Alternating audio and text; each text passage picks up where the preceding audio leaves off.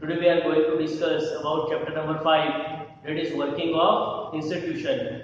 Today our topic is the power of Prime Minister and the President. So let's start. The Constitution does not say very much about the power of the Prime Minister or the Ministers in their relationship with each other. देखिए Constitution ने directly prime ministers के power को नहीं बताया या जो ministers वगैरह उसके रिलेशंस में हैं उनके पावर्स को नहीं बताया, मगर but as the head of government होने की वजह से prime minister has wide ranging power. Prime minister के पास बहुत सारे पावर्स होते हैं। देखिए ये कैबिनेट की मीटिंग का भी जो है लीडर होता है, he coordinate the work of different department. इसके अलावा अलग अलग डिपार्टमेंट के जो वर्क है उनको भी कोऑर्डिनेट करते हैं प्राइम मिनिस्टर। देखिए इनका जो डिसीजन है, यदि डिसएग्रीमेंट है तो डिसएग्रीमेंट के अलावा बावजूद इनका जो डिसीजन है वो फाइनल माना जाता है। ये exercise general supervision of different ministries, इसके अलावा ये बहुत सी मिनिस्ट्रीज का सुपरविजन भी करते हैं prime minister.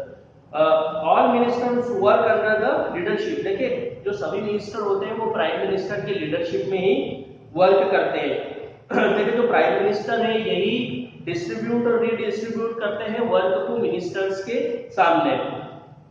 He also has the power to dismiss minister। देखिए इनके पास पावर होता है कि किसी मिनिस्टर्स को चाहे तो डिसमिस भी कर सकते हैं। When the prime minister quits, the entire ministry quits। यदि प्राइम मिनिस्टर क्विट करते हैं तो इसका मतलब होता है एंटायर मिनिस्ट्री ने क्विट कर दिया है।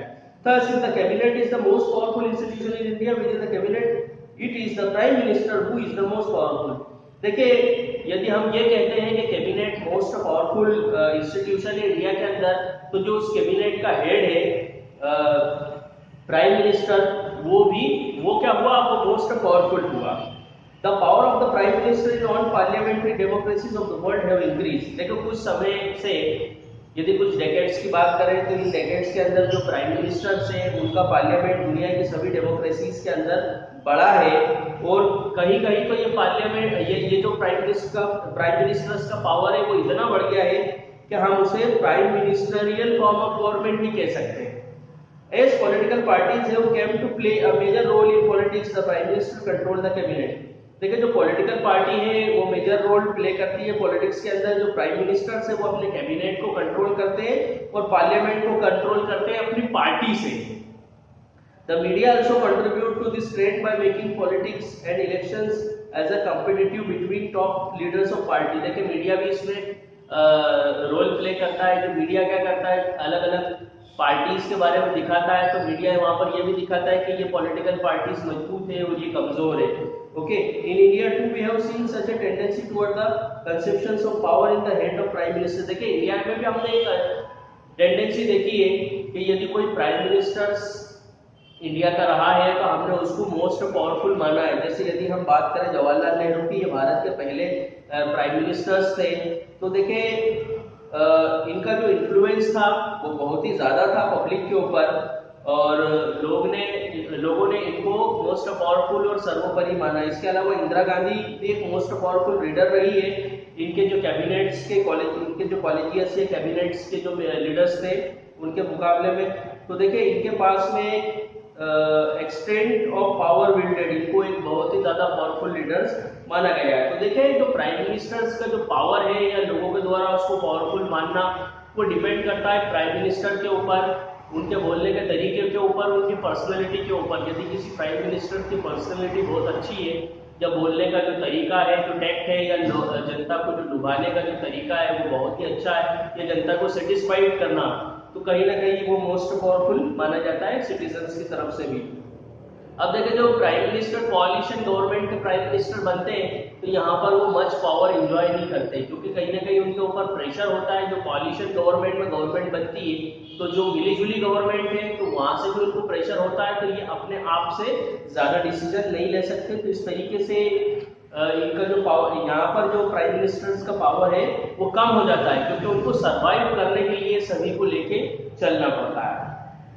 ओके, तो ये बात करी हमने पावर्स ऑफ प्राइम मिनिस्टर की। अब हम बात कर लेते हैं द प्रेसिडेंट्स की। While the prime minister is the head of government. देखिए प्राइम मिनिस्टर जो हेड ऑफ गवर्नमेंट है, तो जो प्रेसिडेंट होते हैं वो हेड ऑफ द स्टेट होते हैं, मतलब पूरे स्टेट का हेड कहलाते हैं president. In our political system the head of the state exercise only nominal power. देखिए अगर हम हमारे इंडिया की बात करें तो यहाँ जो हेड ऑफ द स्टेट है उनके पास में केवल नॉमिनल पावर्स होते हैं। The president of India is like the queen of Britain. जो प्रेसिडेंट ऑफ इंडिया है ये क्वीन ऑफ ब्रिटेन के समान है। उस work are to a large extent ceremonial. उनका जो काम है केवल एक, देखिए यहाँ पर जो प्रेसिडेंट है वो उनका काम खाली एक सेरेमोनियल है, बाकी जो ज्यादातर फंक्शंस परफॉर्म करते हैं वो प्राइम मिनिस्टर्स और काउंसिल ऑफ मिनिस्टर्स परफॉर्म करते हैं। The president supervises the overall functions of all the political institution. देखिए जो प्रेसिडेंट है वो सुपरवाइज करते हैं जो सब पूरे पॉलिटिकल जो इंस्टीट्यूशंस होते हैं उनके फंक्शंस को सुपरवाइज करते हैं और प्रेसिडेंट के नाम से ही शुरुआत होती है इन फंक्शंस की। The president is not directly elected by the people. देखिए प्रेसिडेंट जो इंडिया में डायरेक्टली लोगों के द्वारा नहीं चुने जाते हैं, ये चुने जाते हैं मेंबर ऑफ पार्लियामेंट एमपी के द्वारा और इसके अलावा एमएलए के द्वारा। जो स्टेट के अंदर मेंबर ऑफ लेजिस्लेटिव असेंबली होते हैं उनके द्वारा ये चुने जाते हैं। A candidate standing for the president post has to get a majority of votes to win the election। देखिए जो प्रेसिडेंट की पोस्ट के लिए खड़ा हुआ है तो उसको मेजोरिटी ऑफ द वोट्स मिलना चाहिए, तभी वो इस सीट को जीत सकता है। This ensures that the president can be seen to represent the entire nation. At the same time, the president can never claim the kind of direct popular mandate that the prime ministers can। देखिए जो president है क्योंकि इनके जो election से indirectly होते हैं, prime minister के जो इलेक्शन है वो डायरेक्टली होते हैं, तो जो प्रेसिडेंट है वो डायरेक्ट पॉपुलर मैंडेट्स को क्लेम नहीं कर सकता। This ensures that she remains only a nominal executive. तो देखिए इससे पता पड़ता है कि ये एक नॉमिनल एग्जीक्यूटिव है।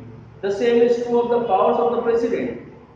If you casually read the constitution, you would think that there is nothing that she cannot do.